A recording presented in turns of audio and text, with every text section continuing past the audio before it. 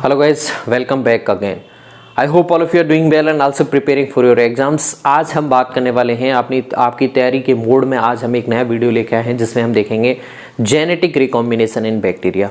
हालांकि इजी लगता है लेकिन तीन इसके जो पैटर्न है वो हमेशा कंफ्यूजिंग होते हैं छात्रों को, तो आपको ध्यान से सुनना है। यहाँ पे मैंने सभी के डायग्राम बताए हुए हैं, आपको बस ध्यान से सुनना है। मैं तीनों को बहुत कंपेरेटिवली आपको स्टडी करवाने वाला हूँ।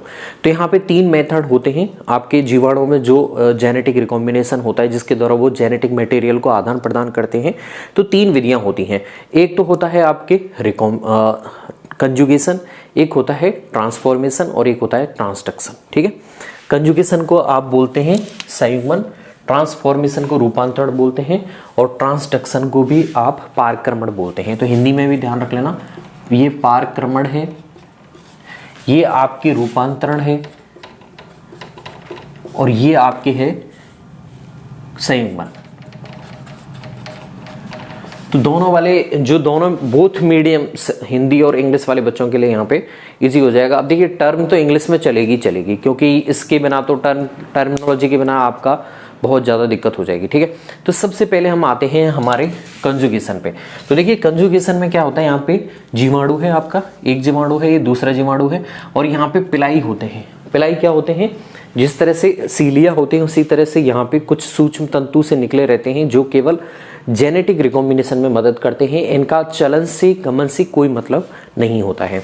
तो यहाँ पे एक आपके डोनर है जिसे आप F+ सेल भी कह सकते हो क्योंकि इसके पास में एक फैक्टर होता है बैक्टीरियल डीएनए के अलावा इसके पास में फर्टिलिटी फैक्टर या फिर F प्लाज्मिड होता है जिसकी वजह से ये डोनर की तरह काम करता है। ठीक है, दूसरा इसके पास में बैक्टीरियल डीएनए है जिसके पास में खुद का डीएनए, इसके पास में F, इसे रेसिपिएंट कहते हैं। इसके पास में कोई फर्टिलिटी फैक्टर नहीं होता है, इसीलिए से हम इसे रेसिपिएंट सेल भी कहते हैं। ठीक है, अब ये क्या करेगा, पिलाई की मदद से दोनों आपस में संपर्क साधेंगे और ये एक दूसरे के साथ में क्या हो जाएंगे, संयुक्त हो जाएंगे। ठीक है, और संयुक्त होने के बाद में अब यहाँ पे आपको ध्यान रखना है, डोनर सेल अपने F+ फैक्टर को पहले क्या कर लेती है, इस वाले गुणसूत्र को, F प्लाज्मिड वाला जो गुणसूत्र है उसे रेप्लिकेट कर लेती है।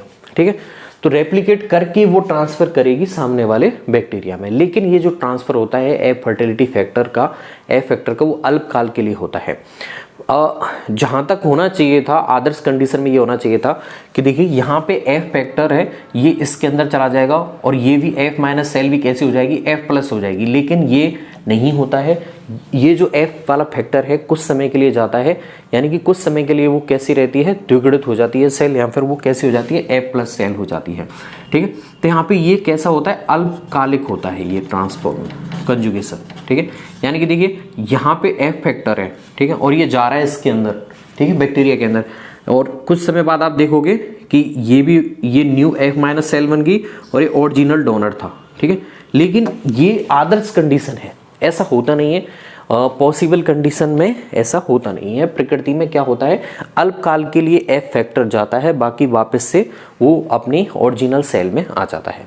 ठीक है, तो F+ सेल है वो तो F+ ही रहेगी और जो F- सेल है वो क्या हो जाएगी, F+ हो जाती है, लेकिन वो अल्पकाल के लिए होता है, वो वापस से F- हो जाती है। तो ये जेनेटिक ट्रांसफर हो रहा है। दूसरा देखें ट्रांसफॉर्मेशन, रूपांतरण में क्या होता है, तो यहाँ पे देखिए एक डेड बैक्टीरियल सेल है और एक लिविंग बैक्टीरियल सेल है। तो यहाँ पे डेड बैक्टीरिया के जो डीएनए है वो आपस में एक माध्यम में दोनों को रखा जाता है। तो डेड जो बैक्टीरियल फ्रेगमेंट हैं वो किस में आ जाते हैं, लिविंग में आ जाते हैं अंदर, और फ्रेगमेंट्स का इंटीग्रेशन हो जाता है, यानी कि जो डीएनए की जो डीएनए है, जो मृत कोशिका का जो जीवाणु का जो डीएनए है वो जो जीवित कोशिका है उसके डीएनए से कैसा हो जाता है, इंटीग्रेट हो जाता है, समाकलित हो जाता है। तो यहाँ पे देखिए ये वाला जो है ये कैसा था, ये डेड बैक्टीरियल डीएनए था, अब ये इसके अंदर आ गया है। ठीक, अभी समाकलित हो गया। अब ये वापस से अगर अपनी कॉपीज बनाएगा तो ये इसके अंदर कॉपीज होती रहेंगी इसकी। तो एक ये क्या होता है, ट्रांसफॉर्म सेल इस तरह से हो जाता है। तो इसे हम बोलते हैं ट्रांसफॉर्मेशन, यानी कि कोई डीएनए के खंड का रूपांतरण हो गया और ये स्थायी होता है। ये आपको ध्यान रखना है, ये जो कैसा होता है ये स्थायी होता है, जबकि ये कैसा होता है, अस्थायी होता है। कुछ समय के लिए आपको देखने को मिलेगा, कुछ समय बाद वापस से जो आपकी F- सेल है वो वापस से F- ही रहती है, वो F+ नहीं हो पाती है। ये अल्पकाल के लिए आपको देखा जा सकता है। ठीक है। जबकि यहाँ पे जो ये डेड बैक्टीरिया का फ्रेगमेंट है, डीएनए फ्रेगमेंट, वो इसके साथ में इंटीग्रेट हो गया है और ये कैसा रहता है, ये स्थायी रहता है। ये इसकी जितनी भी पीढ़ियों में ये क्या करेगा, अपना रेप्लिकेट करेगा, तो ये होता रहेगा इसके साथ में, ठीक है। उसके बाद में आते हैं हम ट्रांसडक्शन। ट्रांसडक्शन में आप देखिए यहाँ पे वायरल जो वायरस है आपका, ये डीएनए बैक्टीरिया को क्या करता है, अपना पोषण लेता है बैक्टीरिया को किल करके। तो ये क्या करेगा अपने गैस, ये अपने वायरस जो है, बैक्टीरियोफेज किसे कहते हैं, ऐसा वायरस जो अपना पोषण किससे लेता है, बैक्टीरिया से लेता है। तो ये अपना डीएनए किसके अंदर इंटीग्रेट करा देगा, बैक्टीरिया के अंदर करा देता है। तो ये वायरल डीएनए है, ये बैक्टीरियल डीएनए है। कुछ समय बाद आपको देखने को मिलेगा कि जो जीवाणु है, जीवाणु के गुणसूत्र के साथ में वायरल का डीएनए भी क्या हो जाता है, जुड़ जाता है और वो बहुत लंबे समय तक उसके साथ पड़ा रहता है और जब तक वो रेप्लिकेट नहीं करना शुरू कर देता है, ठीक है। तो यहाँ पे कुछ ऐसी प्रोटीन सीक्रेट होती हैं, ये वायरस ऐसी प्रोटीन सीक्रेट करवाता रहता है जिससे जीवाणु क्या करता रहता है, अपनी कॉपीज बनाता रहता है, ठीक है। और एक स्टेज ऐसी आएगी जहां पे ये अपनी कॉपीज भी बनाना शुरू करवा देगा, जीवाणु के गुणसूत्र से जुड़ जाता है और एक समय ऐसा आएगा जब जीवाणु के गुणसूत्र से अलग होता है तो जीवाणु के गुणसूत्र को भी वायरस वाला डीएनए वो अपने साथ ले जाता है। तो यहाँ पे देखिए अब ये क्या करेगा, अब ये जो नया वायरस की कॉपीज बनाने लग जाएगा, ठीक है। तो यहाँ पे देखिए ये वायरस का डीएनए है और ये आपके बैक्टीरिया का डीएनए है, ठीक है। तो अब ऐसा वायरस ही आने वाली जीवाणु कोशिकाओं को संक्रमित करेगा जिनमें खुद का क्या हो, खुद का डीएनए तो हो ही सही, साथ में वायरस के डीएनए का भी गुणसूत्र होना जरूरी है, ठीक है।